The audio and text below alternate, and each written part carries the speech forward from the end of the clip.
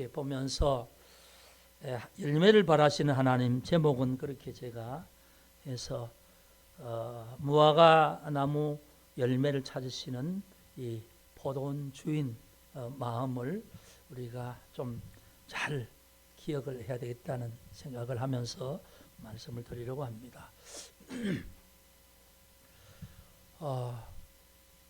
올해 8월 9월에 엄청나게 더워서 저는 원래 더위를 많이 타는데 너무 더우니까 막 머리에 발진도 막 나고요. 그래서 너무 힘들었어요. 밤에 잠을 제대로 이렇게 고르게 잠 못 자고 하니까 막 깨고 뭐 이렇게 해서 다 그렇겠지만 저는 좀 특히 여름에 좀 많이 약한 편인데 좀 그랬어요. 그런데 이제 지난주부터 갑자기 기온이 막 이렇게 아침 저녁으로 내려가서 시원해서 약간 추운 것 같기도 이 새벽에 그렇게 하기도 합니다만 너무너무 살 것 같아요. 여름에는 기가 다 빠져가지고 아무것도 하기 싫은 거지요. 그런데 이제 조금 제정신이 돌아온 것 같아요. 그래서 가을을 생각하면서, 가을은 결실의 계절이라 하지 않습니까? 뭐 흔히 우리가 그렇게 얘기하는데, 그래서 이 가을에는 보면 모든 나무나 모든 곡식들이 결실을 하는 계절이잖아요. 결실. 그래서 열매를 맺는데 오늘 보면 열매를 찾는 하나님. 그래서 오늘 이 말씀을 통해서 우리의 어떤 신앙의 삶에 대한 부분을 돌아보면서 우리의 삶의 그 열매는 과연 어떤 것인지 한번 그렇게 생각해 볼 수 있는 시간이 되면 좋겠습니다. 네. 여러분, 제가 지난 시간에 하나님께서 우리에게 주시는 복을 누리자 그렇게 말씀을 드렸는데 우리 청년들이 좀 많이 있습니다만 이제 저는 설교에서 좀 뭔가 복음적인 그런 내용에 대해서 말씀에서 말하는 그런 내용을 좀 전달해 드리려고 하는데 신명기 28장의 복과 저주의 장에서 이제 하나님의 말씀을 삼가 듣고 마음에 새겨서 지켜 행하면 이 모든 복을 너에게 더하리라. 어떻게 보면 조금 구약에서 하시는 그 복이 좀 약간은 너무 기복적인 그런 내용, 그런 것입니다. 율법을 지키면, 하나님의 말씀을 지키면 복을 주신다. 그래서 예수를 우리가 믿는다. 그건 아닙니다만 어떻든 복 있는 인생을 사는 게 중요하잖아요. 이 복을 어떻게 해석하느냐가 문제지요. 성경에서 말씀하는 복은 뭐냐면 하나님께서 이 사막의 떨기나무 같은 존재를 물가로 옮겨 심었다는 것. 이게 복이라는 거죠. 이게 이 예레미야서나 시편 1편에서 이 시냇가에 심은 나무, 제가 지난번에 그런 말씀을 하면서 복에 대한 말씀을 하면서 그 말씀 드렸어요. 시냇가에 심은 나무가 철을 따라 과실을 맺는다. 그렇죠? 그리고 그와 똑같은 내용이 예레미야 17장에 하나님을 의지하지 않고 사는 인생들은 사막의 떨기나무 같다. 그런데 하나님을 의뢰하고 하나님을 의지하는 인생은 물가에 심어진 나무, 옮겨 심어진 나무다. 그렇게 말씀을 예레미야에서 분명히 그렇게 하고 있어요. 심어졌다는 거죠. 나무 스스로가 나는 이 광야는 싫으니까 물가로 내가 옮겨 심어야 되겠어가 아니라 누군가가 옮겨 심어주는 사람이 있듯이, 나무를 심듯이 하나님과의 관계 속에서 끊어진 인생은 사막에 혼자서 근근히 살아가는 인생 같지만 하나님과 관계가 맺어진 사람은 옮겨 심어진 인생이라는 거예요. 그래서 우리가 생각하는 복이 많기도 하겠지만 각자가 다 다르겠지만 복이 뭐냐 할 때에 우리의 영혼이 하나님 앞에 하나님의 은혜의 자리에 뿌리 내리는 자, 그 사람이 복된 사람이라는 거죠. 그렇게 되고 나면 해야 될 일이 분명히 있어요. 뭐냐면 열매를 맺는다는 거죠. 왜? 시편 1편에도 시냇가에 심은 나무가 철을 따라 과일을 열매를 맺는다 그랬잖아요. 그리고 예레미야도 똑같이 잎사귀가 푸르고 가뭄이 와도 두려워하지 아니하고 결실한다 그렇게 말씀하죠. 그러니까 같은 말이죠. 여러분, 모든 우주를 하나님께 창조하셨다는 것 우리가 신앙 안에서 믿잖아요. 모든 우리가 보이는 세계, 모든 이 땅 위에 있는 식물들, 나무들 하나님께 창조하셨다는 걸 믿잖아요. 그런데 그 나무들은 한 해를 지나고 나면 반드시 열매를 맺거든. 왜? 그게 하나님께서 그들에게 허락하신 은혜고 그 은혜에 따라 그들을 응답하는 거죠. 그래서 오늘 이 말씀을 그런 의미에서 한번 보려고 하는 겁니다. 오늘 말씀의 시작은 어떤 사람이 예수님께 와서 이런 얘기를 해요. 예수님께 와서 갈릴리 지역에 있던 사람들 두 사람이 빌라도에게 어떻든 빌라도의 빌라도는 총독이거든. 그 총독에 의해서 어떤 벌을 받고 그 다음에 그 피가 이제 제단에 올려졌다는 거죠. 제물에 섞어서 제단에 올렸다. 이건 뭐냐 하면 우상에게 드리는 거겠죠. 그렇게 하면서 이 사람들이 예수님 앞에 그 사람들이 아마 특별히 죄가 많아서 그렇게 됐겠죠 라는 생각을 가지고 예수님 그 말씀을 하니까 예수님이 이렇게 2절에서 이렇게 대답합니다. 너희는 갈릴리 사람들이 이같이 해 받음으로 다른 모든 갈릴리 사람들보다 죄가 더 있는 줄 아느냐. 죽었는 두 사람이 죄가 더 있어서 죽은 줄 아느냐. 다른 갈릴리 사람들은 죄가 없는 줄 그렇게 아느냐. 착각하지 말라는 거죠. 그러면서 또 한 가지 더 얘기를 합니다. 4절 5절에 보면 4절에 보면 실로암에서 망대가 무너져 치어 죽은 18사람이 있는데 그 당시에 아마 어떤 우리가 재난 홍수나 재난으로 사람이 많이 죽었다는 그런 기사가 나듯이 예루살렘 성의 한쪽 망루가 그게 이제 실로암 망대잖아요. 실로암 망대가 무너져 버렸어요. 그래서 그 재수없게도 무너지는 걸 모르고 그 밑에서 모여서 막 얘기하던 사람이 무너지는 바람에 깔려 죽었다. 요즘 말하면 산사태가 나서 재수없게 그냥 그 속에 파묻혀 죽어버렸다. 18사람이 죽었다. 그게 예루살렘에서 큰 뉴스거리였는데 그래서 예수님이 그 18사람 죽은 18사람이 죄가 있어서 죽은 줄 아느냐? 예루살렘에 그 망대 죽지 않고 있는 예루살렘 모든 사람들이 그럼 죄가 없어서 살아있는 줄 아느냐? 그렇지 않다. 그러면서 이제 3절 5절에 똑같이 말합니다. 너희에게 이르노니 아니라 너희도 만일 회개하지 아니하면 다 이와 같이 망하리라. 이렇게 말씀합니다. 회개하지 않으면 망할 것이다. 이제 이 회개하지 않으면 망하리라 하는 말이 뭡니까? 예수님이 계속 요한복음에서 말씀하신 것처럼 나를 믿으면 죄사함을 받고 구원을 받을 것인데 나를 믿지 않고 그 모든 사람이 다 원죄로 망하게 되는데 너희들은 그 사고 때문에 죽은 그 사람 그 다음에 빌라도에게 벌을 받아서 죽은 그 두 사람만 죄가 있어서 그 나머지는 죄가 없다고 생각하느냐? 아니다. 모두가 다 죄가 있는데 회개하지 않으면 이 말은 뭡니까? 예수 그리스도 안에서 다시 생명 얻지 아니하면 다 망할 것이다. 이 말씀을 하고 나서 오늘 이 비유를 말씀하는 거예요. 이 비유를 한번 볼까요? 오늘 이 비유를 중심으로 해서 말씀을 드리려고 합니다.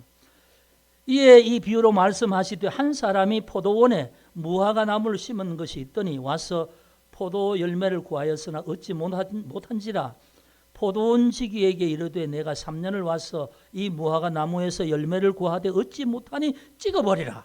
어찌 땅만 버리게 하겠느냐? 대답하여 이르되 주인이여 금년에도 그대로 두소서.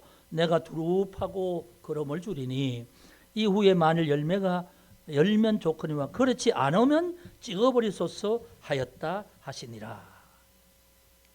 자, 예수님이 이 말씀을 하고 이 비유를 말씀을 드는 거예요.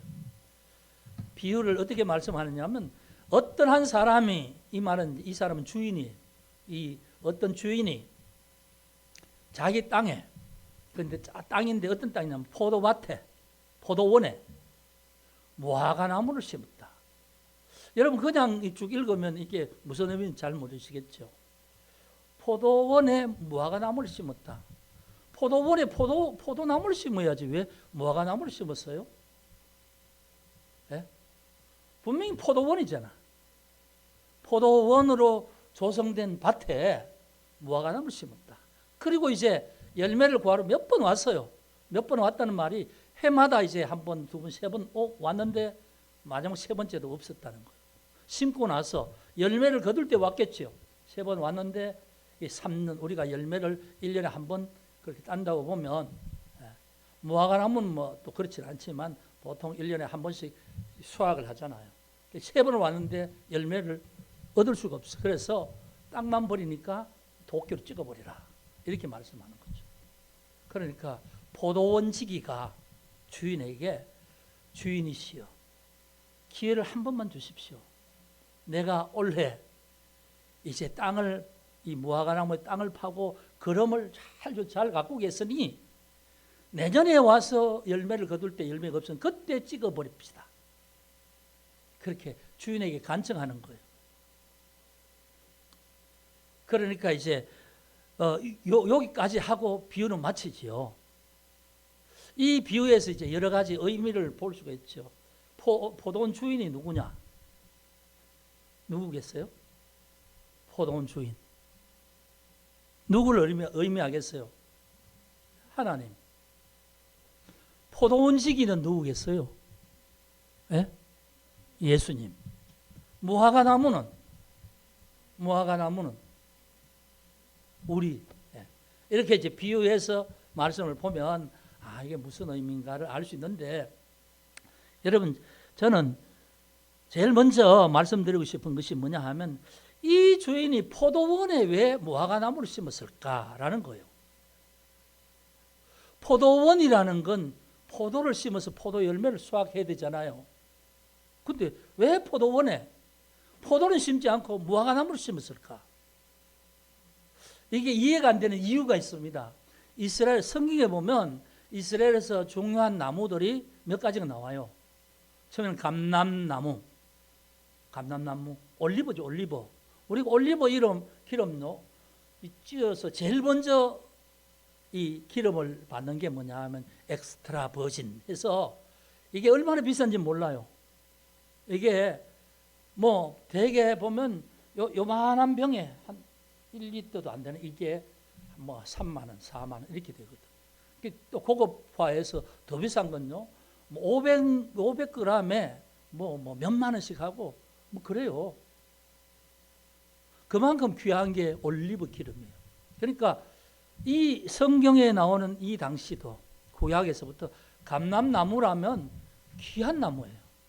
왜? 그 열매는 삶의 모든 부분에 다 필요했으니까 고급 기름은 이 병을 치료하는데 상처에 피부에 상처 있죠. 여기에 발라요. 그리고 또 제일 좋은 기름은 최상급 기름은 어디 쓰냐면 성전 향유를 만드는 데 쓰고 성전 등불 피우는데 등유에 서고해요. 그러니까 이건 너무너무 귀한 기름이죠. 그리고 이거 차례대로 두 번째 뭐 하는 건 뭐 버진, 엑스트라 버진에서 그냥 버진, 뭐 그다음에 세 번째, 네 번째 이 빻아서 우리가 뭐 기름을 몇 번 빻느냐에 따라서 이게 기름의 가치가 달라지는데 이만큼 귀한 겁니다. 열매가 그렇게 귀하게 쓰이니까 나무도 귀하겠지요.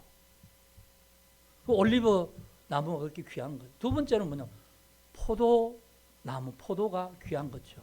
왜냐하면 포도는 모든 일상의 삶에 자기들이 음료수도 되고 식사할 때마다 그 떡과 같이 먹기도 하고 잔치할 때도 손님을 대접하는 것이고 뭐 요즘 같이 뭐 어디 밖에 살 수 있는 게 아니니까 이 포도를 거두어서 좋은 부분도 차례대로 해서 좋은 포도를 접을 만들어서 또 저장고에 갖다 놓고 그 다음에 왜 포도도 등급이 있잖아요. 만물 포도, 제일 굵은 포도, 그리고 이제 그것도 크기 종류대로, 그 다음에 수확한 순서대로 이렇게 해서 이렇게 하면 보통 일상적으로 쓰는 것은 뭐 그냥 보통의 것을 쓰고 그 다음에 뭐 잔치를 하거나 무슨 행사가 있을 때는 상급 포도즙을 쓰는 거예요. 그러니까 포도가 일상생활에 계속 쓰니까 많이도 필요하고 이게 귀한 과일이지요. 그러니까 포도가 귀한 거예요. 그럼 무화과는 어떠냐? 무화과는 별 볼 일 없는 나무예요. 무화과는 뭐 이 시도 때도 없이 그냥 뭐 몇 개 그냥 있고 그 다음에 또 푸른 열매가 또 나고 뭐 이렇게 해요. 그래서 한 3월부터 한 10월까지 계속 그냥 열리고 한두 개씩 있고 그러니까 이건 상품의 가치가 별로 없어요. 무화과는 그냥 어디서든지 볼 수 있는 과일이에요. 그리고 그건 저장도 안 돼요. 그러니까 뭘 한꺼번에 따서 저장도 못하고 한두 개씩 그냥 익는 대로 떨어져서 또 그냥 뭐 이렇게 땅바닥에 떨어져서 그냥 밟히기도 하고 또 길을 가다가 배고픈 사람이 보고 무화과 나무에 열매가 좀 익은 게 있으면 하나씩 따먹어서 시장을 없애기도 하고 하는 그래서 무화과 나무를 밭에 심는 경우는 잘 없어요. 무화과는 어떻게 심냐면 길가에 그냥 띄엄띄엄 심어서 무화과 나무 잎사귀가 또 크고 무성하면 거느려지니까 더울 때 쉬기도 하고 또 지나가다가 무화과가 있나 시장한데 하나 따먹을까 해서 나그네 따먹는 그 정도의 나무예요. 그리고 그 나무는 나무 자체도 뭐 쓸모 있는 나무가 아니에요. 그냥 불 떼는 정도로밖에 못 써요. 그러니까 여러분 아주 생각해 보세요. 포도원 주인이 포도원에다가 무화과 나무를 심었대요. 주인이 바보지. 우리가 여러분 시골에 뭐 사과 산지나 이런 데 보면 사과를 이렇게 수확해서 이렇게 하고 계속 이렇게 재배를 하다가 한 15년 이상 20년 가까이 되면 전부 다 패내라고 그래요. 살아있는데도 저 군이나 이런 데서 다 패내서 새로운 장목 그 신품종을 이렇게 심으라는 거예요. 왜? 그게 이제 앞으로 나무 자체도 이게 우리가 뭡니까 사람도 이게 나이가 많아지면 면역력이 약해지듯이 나무도 나이가 많아지면 좀 병충해 약한 거죠. 그리고 과일을 좀 제대로 큰 걸 상품 가치가 있는 걸 잘 못 이게 열매를 못 맺는 거예요. 그러니까 이 상품 가치가 없으니까 빼서 버리고 새로운 묘목을 해서 이제 새로운 또 과일을 그렇게 이제 하는 거죠. 그러니까 이 사과를 하거나 모든 이제 작물을 하는 분들이 이 다시 어떤 작물의 씨앗을 심든지 나무를 심는 건 뭐냐 하면 그 다음에 거두는 곡식이나 그 다음에 거두는 과일이 상품성이 있어서 더 돈을 많이 얻기 위한 것으로 교체를 하는 거죠. 그런데 어느 바보가 감람나무가 제일 좋고 포도나무가 일상적으로 제일 많이 사용하면서 인기가 있는 것인데 그걸 다 패내버리고 포도원에 무화과 나무를 심었냐는 거죠. 가치도 없는. 그리고 주인이 무화과 나무를 심고 이제 심고 나면 한 3년 정도는 열매를 못 맺어요. 3년 지나서 열매를 맺을 때가 됐거니 하고 오니까 열매가 없어. 또 두 번째도 와서 그 이틀 해도 와서 보니까 아직 또 열매가 없어. 세 번째 와서 열매를 보니까 또 없는 거예요. 주인의 마음이 어떻겠어요? 화가 나는 거죠. 기대를 저버렸죠. 이 무화과 나무가. 그러니까 화가 나서 찍어버리라. 그런데 또 포도를 가꾸는 사람이 주인에게 주인이시여 한 해만 기회를 주십시오. 이번엔 내가 특별히 신경을 써서 땅을 파고 거름을 주어서 한번 가꾸어 보겠습니다. 그러면 내년이면 열매가 나지 않겠습니까? 만약에 내년에도 열매가 나지 않으면 이 나무는 가망이 없으니까 찍어버리십시오. 이게 비유의 이야기의 끝이에요. 이게 무슨 말씀을 하시는 거죠? 이 말씀은 이런 겁니다. 우리의 하나님께서 우리에게 베푸신 구원의 은혜에 대한 것을 말씀해요. 하나님이 우리가 누구였습니까? 죄인. 정말 아무 기능도 하지 못하고 사막의 뜰기나무 같은 우리를 옮겨 심었대요. 물가에 심은 같이 어디에? 포도원에 옮겨 심었대요. 우리가 누군데요? 무화과나무 같이 그냥 한 번은 그냥 먹을 만한 과일 한두 개 열리다가 또 어떨 때는 열매도 없고 그런 존재인 우리를 옮겨 심었대요. 그래서 포도원에 옮겨 심어서 포도원 시기를 통해서 지키고 가꾸게 했대요. 그래서 1년, 2년, 3년 정도 지나고 이 열매 맺을 때가 됐는데 열매 맺었게 끄니 하고 와서 보니까 없어요. 주인이 와서. 근데 또 그 다음에 와서 3번씩이나 왔는데 없어요. 우리가 소위 그랬잖아요. 3세번, 3세번, 3세판 그러죠. 가위바위보 할 때도 3세판. 그 주인도 한 3번 정도는 기다린 것 같아요. 근데 기대했던 열매가 하나도 없는 거죠. 그래서 실망하죠, 실망. 그러니까 찍어버리라 하는 겁니다. 여러분, 우리가 알아야 할 것이 있습니다. 우리가 누구냐라는 거예요. 지난주에 제가 말씀드릴 때는 하나님께서 옮겨 심은 존재가 되면 하나님께서 주신 은혜를 누리고 받는 존재가 된다. 그렇게 말씀을 드렸죠. 하나님의 은혜를 받고 누리는 결과가 있어야 되겠죠. 뭡니까? 열매가 있어야 된다는 거죠. 옮겨 심어졌지만 또 우리 자신이 해야 될 게 있다고 그랬죠. 뿌리를 내려서 그 수분과 양분을 빨아들이는 것은 나무 스스로가 해야 되는 것이지 누가 할 수 없잖아요. 그 역할을 하고 하나님께서 주신 은혜의 자리에서 내가 해야 될 뿌리를 내려서 거기에서 양분을 뽑아서 빨아 올려서 열매를 맺어야 된다는 거예요. 이게 당연한 거죠. 그런데 무화과 나무는 그런 일을 못했다는 겁니다. 그 일을 못했다는 거죠. 어떻게 보면 하나님께서 하신 은혜에 대해서 전혀 보답하지 못하는 모습을 말합니다. 여러분, 만약에 옮겨 심어지지 않은 존재였다면 어떻게 되겠을까요? 앞에서 보면 다 망하리로다. 회개한다는 말이 하나님의 심판받을 것을 하나님 앞에 용서받는 거죠. 용서받는 기회죠. 예수 믿는 것 아닙니까? 예수 믿고 회개하지 않으면 망루가 무너져 18명 죽은 사람이든지 다른 모든 사람이든지 다 똑같이 망할 것이다. 그런데 회개하면, 예수를 믿고 회개하면이란 말이 뭡니까? 예수를 믿음으로 이제 죄사함을 받고 하나님의 자녀가 되었다면, 이제 하나님의 은총을 누리는 자리에 있다면, 그럼 뭘 해야 되는가? 열매 맺어야지. 열매 안 맺으면 하나님께서 우리에게 주신 구원에 대해서, 은혜에 대해서 기만하는 거죠. 여러분, 오늘 살아가는 성도들 중에 내가 열매를 맺고 살아가는지, 열매에 대해서 관심이 없이 내 마음대로 살아가는지 생각조차 하지 않고 사는 인생들이 얼마나 많은지 모릅니다. 그렇잖아요.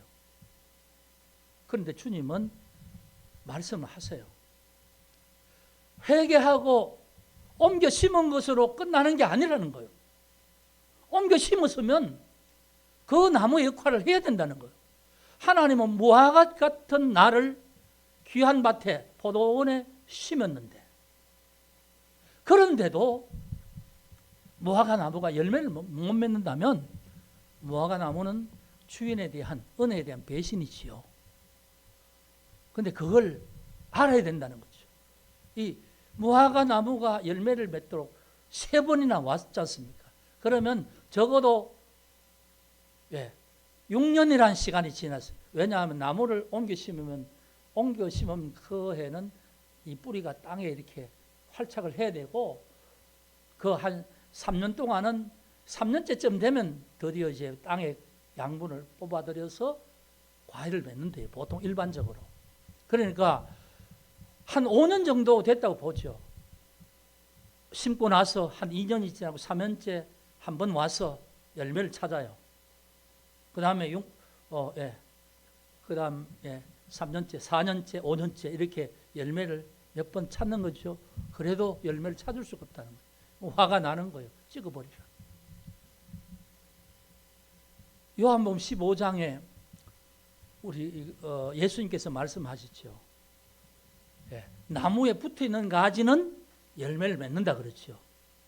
예수 그리스도에게 붙어있는 영혼마다 하나님께 주신 영혼의 열매로 그가 삶 속에 열매 맺게 된다는 거죠. 열매가 없으면 찍어버리는 거죠. 끊어진 존재는 또 열매를 맺지 못하는 거죠.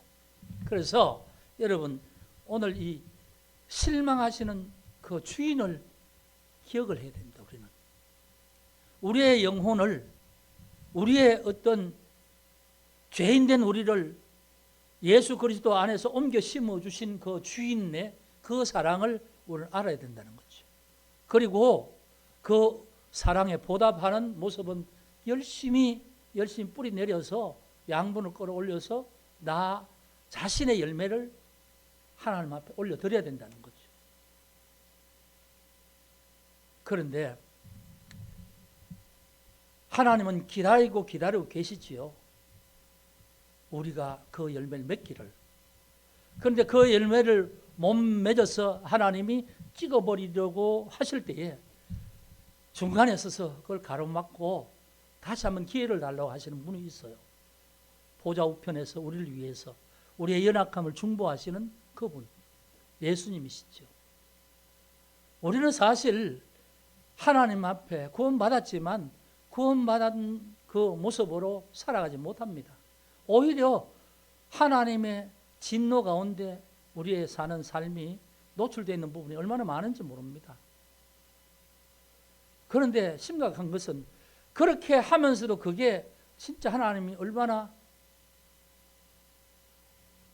그걸 노여하시는지 이 감각조차 알지 못하고 살아간다는 그 사실, 그런 데 있습니다. 예수님은 오늘 농부처럼 그렇게 말씀하죠. 주인에게, 하나님께 제가 왜 저러지? 좀 손 봐야 되겠다 그러면 하나님, 내가 십자가에서 죄를 위해서 피 흘렸는데 한 번만 기회를 더 주십시오. 한 번만 더 내가 더 열심히 주의 사랑을 전달하고, 예수님이 그렇게 우리를 위해서 변호하고 계시는 거죠. 그 은혜 때문에 오늘 우리가 잘못함에도 불구하고 늘 여전히 그냥 아무렇지 않게 살아간다는 사실을 알아야 됩니다. 저는 그런 생각을 해봅니다.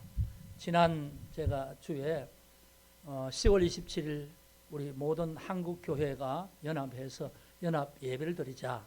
그 연합 예배의 목적이 뭐냐 하면 차별금지법과 그 속에 포함된 동성애, 세상 사람들은 알지 못하는 이 부분, 이걸 교묘히 가리고 세상 사람들에게는 그게 좋은 것으로 어떤 뉴스를 통해서 전달하고, 그런데 기독교는 아주 특별히 아주 독선적으로 자기들만 이렇게 자기들 주장, 성경의 어떤 내용을 지키기 위해서 저렇게 반대한다 이런 식으로 이 프레임을 씌워서 이렇게 하는데, 우리 교회는 지금까지 그런 문제에 대해서 한 번도 제대로 된 응답을 못했어요.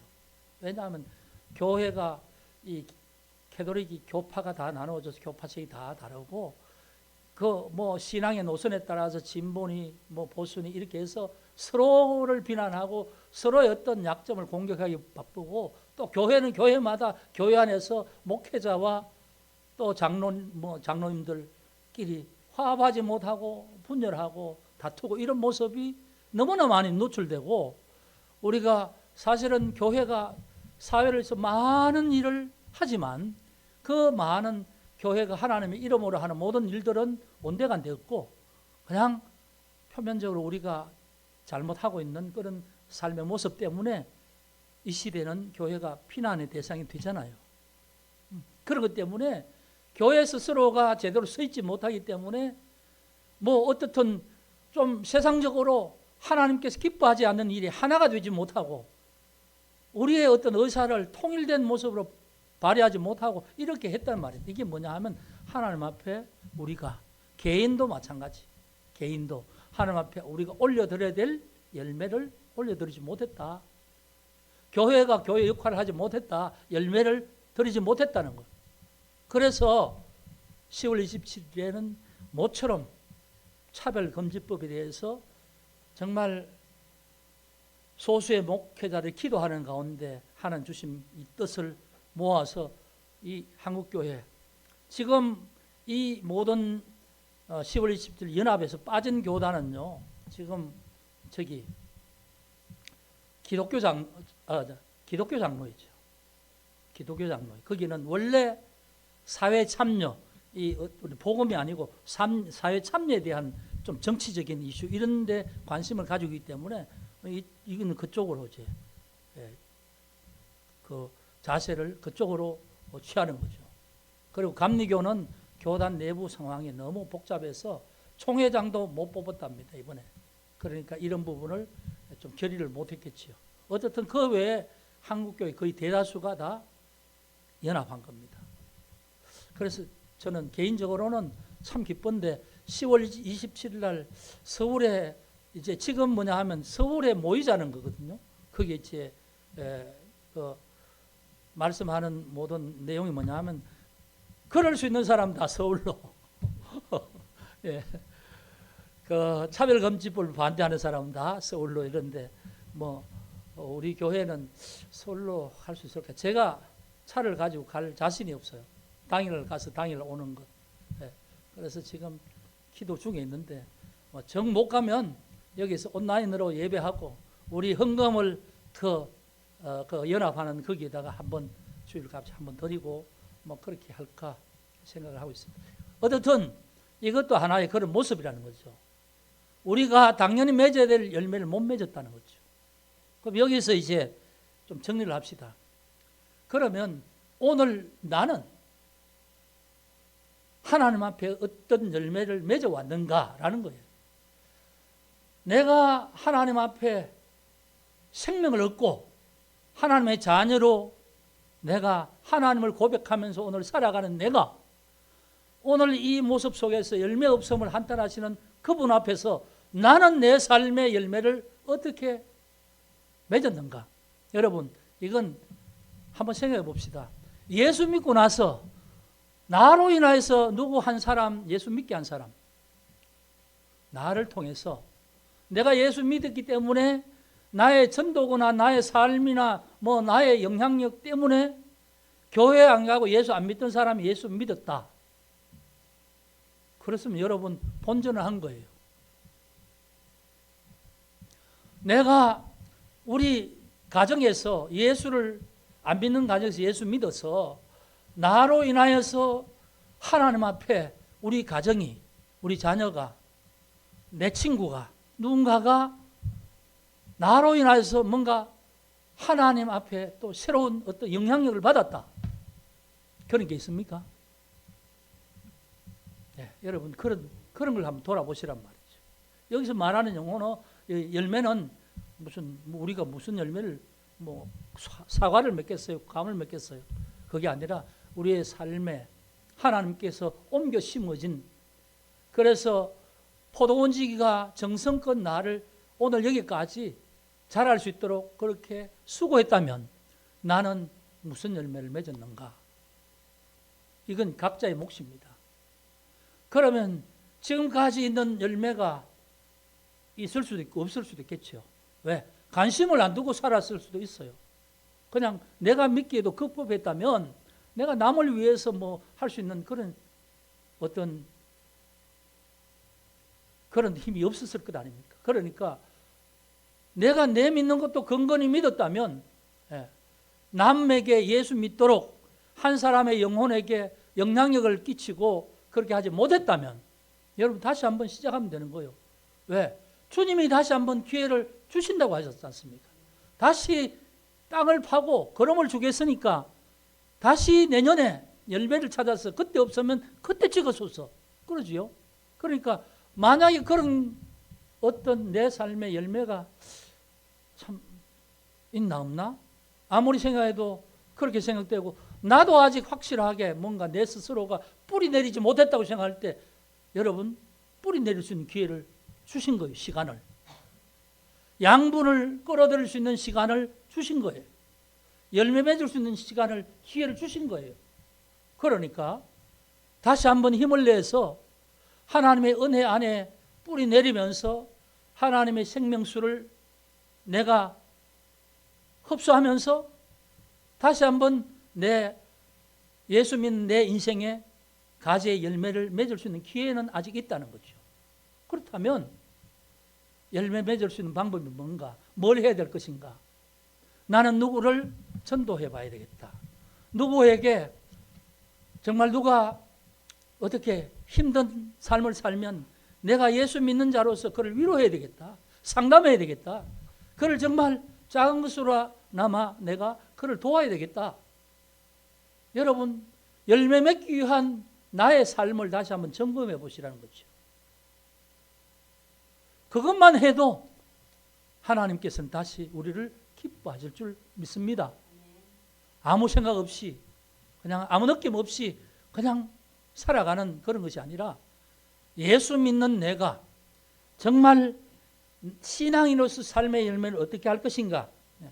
하나님 앞에 열매가 있는가 없는가?